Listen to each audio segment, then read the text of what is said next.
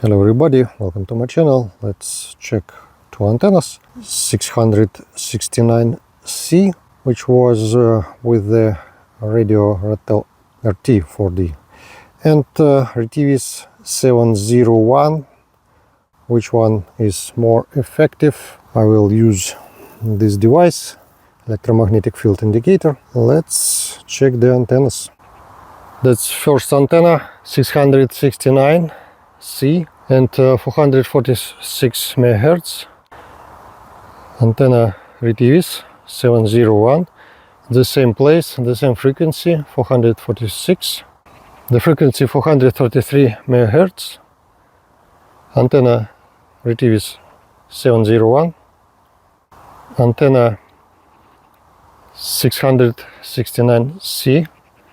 The frequency 433 MHz. It seems the Retevis more effective antenna. Antenna 669C, 2 meters band. This is 2 meters band antenna Retevis 701.